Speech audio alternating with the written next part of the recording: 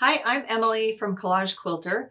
Thank you for joining me today. This is a video tutorial all about making the swan block in this Longwood quilt. So to get started, let me just quickly go over the supplies that you need and what comes in the kit when you purchase that on collagequilter.com.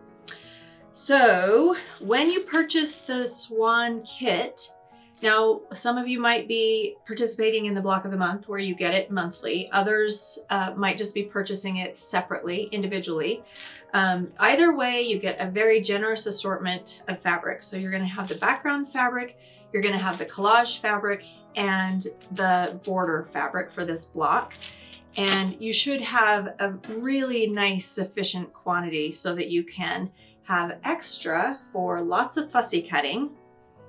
And when you purchase the kit separately, you will also get a piece of the peony fabric to use in fussy cutting. So we'll talk about that in just a little while. But that's the fabric that comes in the kit. You'll also get, of course, the pattern with detailed instructions and a full-size template. And you'll use this template to trace the image. That's how we're going to make the collage. And you'll get Steam-A-Seam for those of you who are purchasing it separately. The other supplies that you're going to need are parchment paper. That's a must. You must have Steam-A-Seam. And I highly recommend this little wand iron with an iron rest, scissors. I love these tweezers. These are optional, but they're great. And I think that's everything. Oh, you'll need some pins too, just stick pins. So let's go get started, shall we? And you can watch me put together the swan. All right, so here I am tracing onto parchment paper. I have the template underneath, and I've designed the template so that it has an outline on all of the different shades of gray. So it's important to capture each of those as a guide where there are transitions from light to dark. And the other thing that I want to point out is because this is a large template, you will likely need two pieces of parchment paper. So I've got 1, 2, and just pin them in place. Because it's non-stick parchment paper, you can't tape it or anything. The best way to deal with this is to just pin it like this, and then as you start applying your fabric pieces and pressing them, then these two parchment pieces will stick together. They'll stay together. So now, you can do this also using a light box, but it is pretty easy to see. So I'm just going to kind of quickly trace these gray tone lines. And again, as I've said before, these are just suggestions. It's okay if your lines aren't perfect or if your pieces don't line up perfectly with the lines here. So basically we know that what's happening is we've got the darkest area, the shadow is going to be down here, and it transitions and it gets lighter and lighter until we've got the lightest parts up here. Those are important. And then the one part that is, you got to get the face correct. So I'll just keep working on this, and when I'm ready, we'll begin putting fabric to the parchment paper.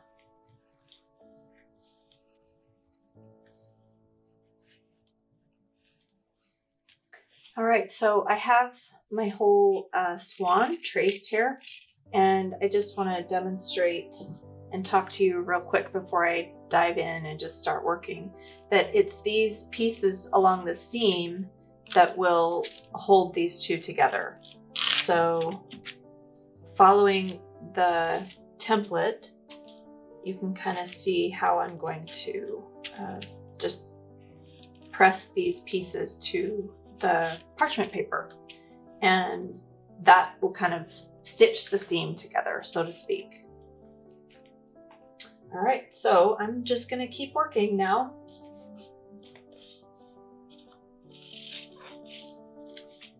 Now the swan is a little bit of a bigger project, so your pieces can get a little bit bigger.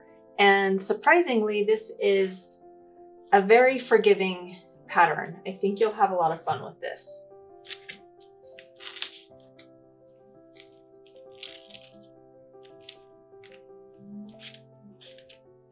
These first few pieces, you'll want to press them down with your wand iron to ensure that they stick to the parchment paper. And then as you build the collage, the pieces will begin to stick to one another, stick to the fabric.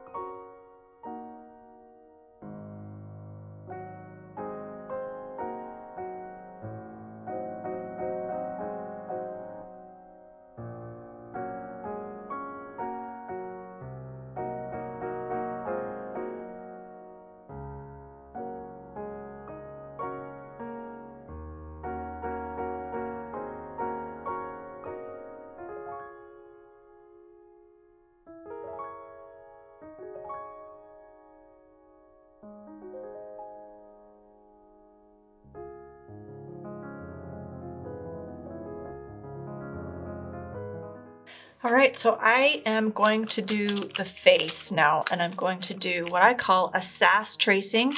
So I'm just going to peel this back, and this is the fabric that I'm going to use for this area of the swan's face. So the way I do this is simply pull this back, and I should be able to see, I can see a little bit. It's kind of hard to see, but I think I got it. Oops, don't break your pencil.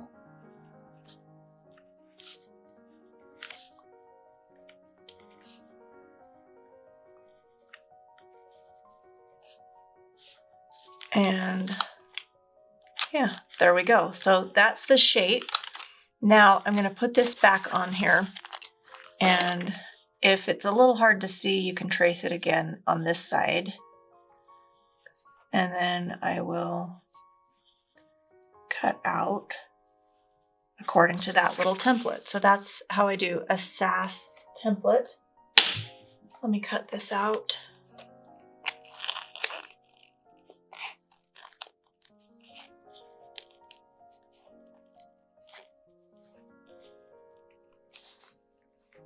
And I'm going to do this with this beak too.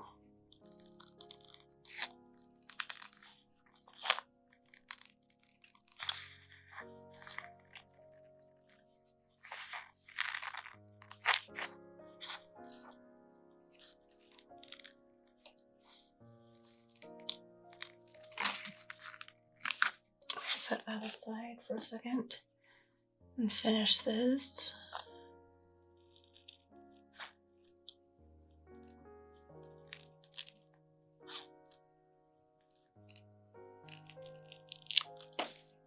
So that is going to go right here. And you can see that this will overlap. The idea with using parchment paper is that everything does need to overlap so that it all sticks together.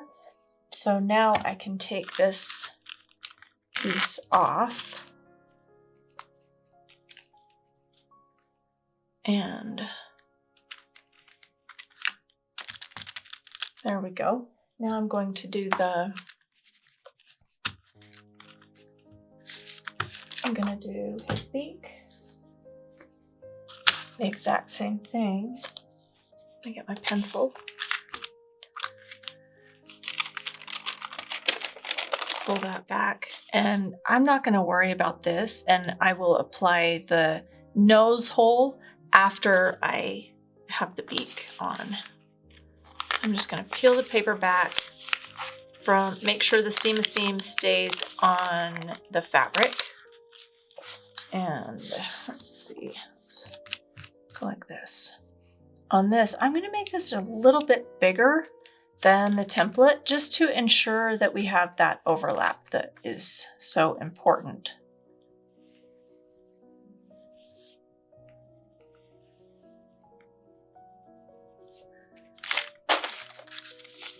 And I'm going to take my iron, press it there. It just makes it easier so that the template on the sass paper doesn't fall away or slip from the fabric.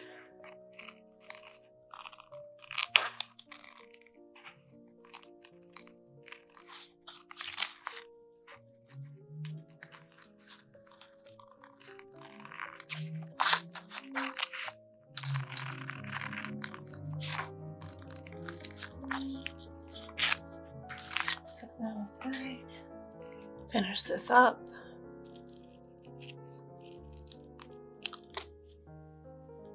And it should fit like right there.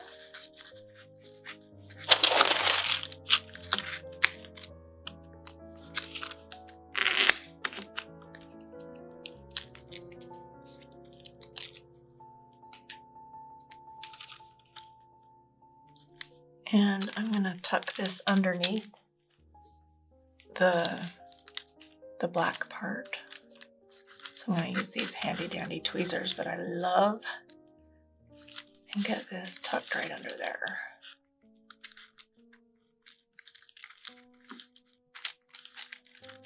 there. There's the swan's face, and then there is a nose hole, and I'm just going to eyeball this. I'm not going to worry about tracing this. I think let's just take a look at it and see what it looks like. Press that to the paper so it doesn't fall off. And so it sits kind of high on the nose.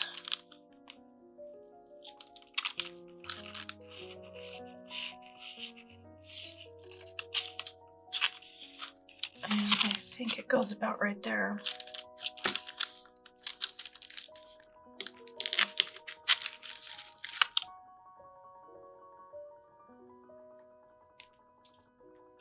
So we can kind of double check. Yeah, it goes about right there.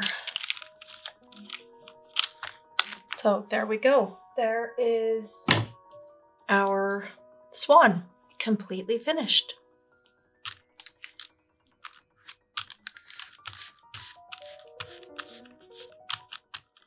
Now I'm going to make sure I'm going to press everything together, and we will be ready to put the block together.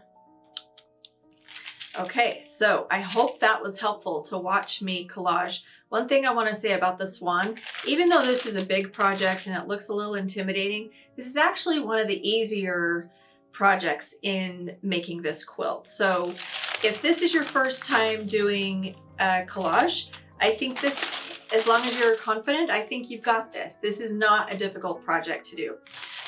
So you can see that I have my swan on the parchment paper still.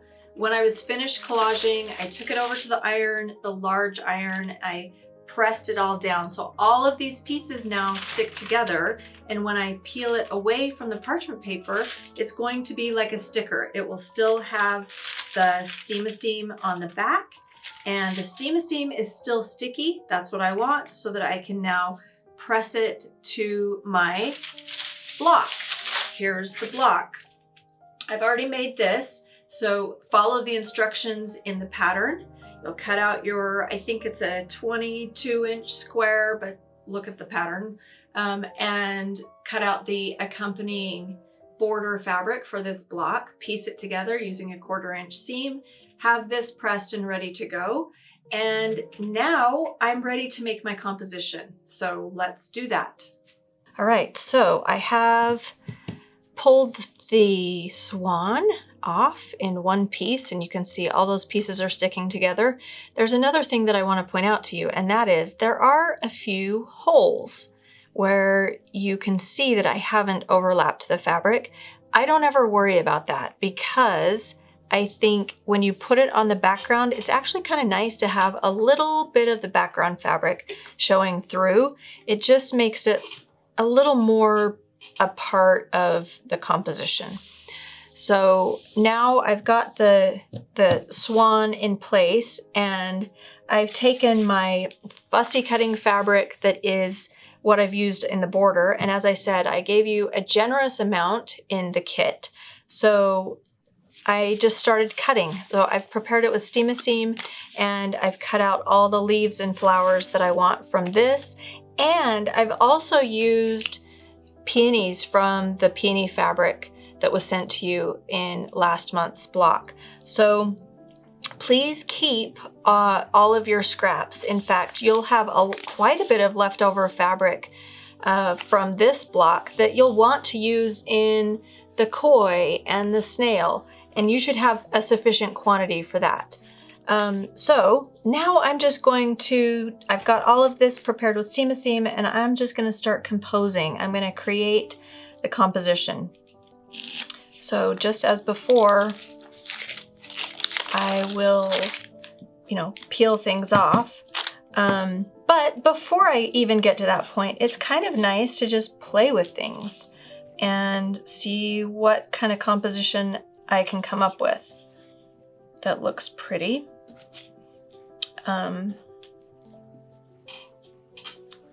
So here we go. Amelia is filming, and Amelia, if you see some area that you, oh, one thing I want to show you that I kind of like to do is I like to make it look like the flower is continuous, so you can see that flower got cut off.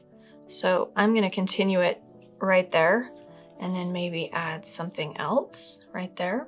I really like doing that. That makes a good, interesting visual.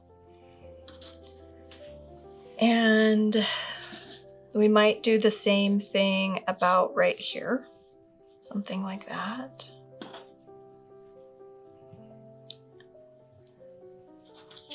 And I want to just fill in as much as possible to just make this look lush and beautiful, just like Longwood Gardens in Pennsylvania.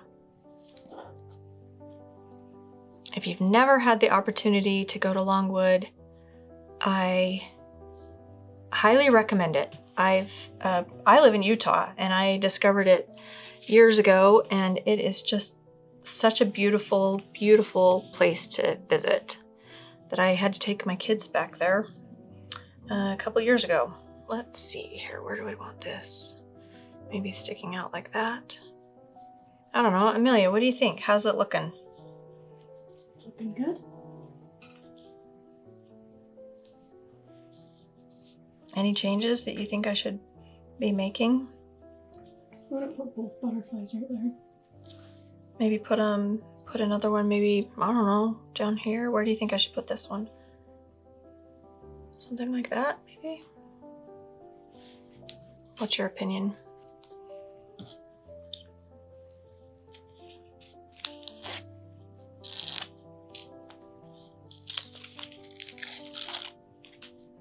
Amelia's got a great eye for good design, so I really trust her eye when it comes to this step of creating the composition.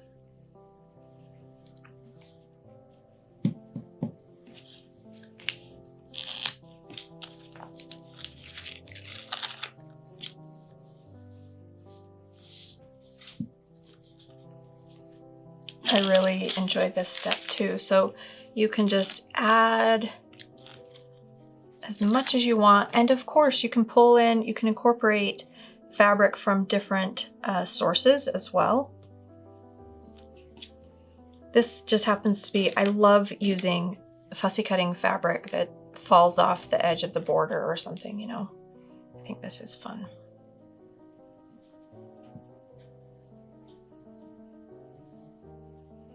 Even these delicate little tendrils, they really are, I think they add a lot.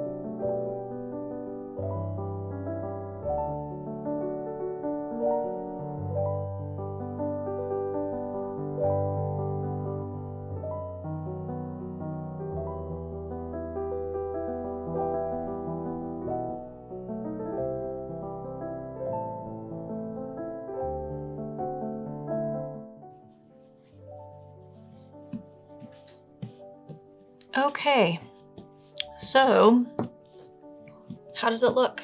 Good. Pretty good. All right, so the next step now is to carry this gently over to my ironing board and press everything down, steam it. So I'll spray it on both sides. So this side as well as the reverse side, to ensure that all of the steam has been softened up. It will dissipate somewhat as you apply steam. That's the magic of steam. So after that, that's the last step. And then I can either put it in my Longwood quilt, or I can create a beautiful wall hanging, or whatever you choose to do. So I really hope that you've enjoyed this tutorial and that it's been helpful. You can find more information and tutorials and guidance on my website, collagequilter.com. And you can purchase this product and my books there as well. If you have any questions, please let me know. Subscribe to this channel if you enjoyed this video. Thank you.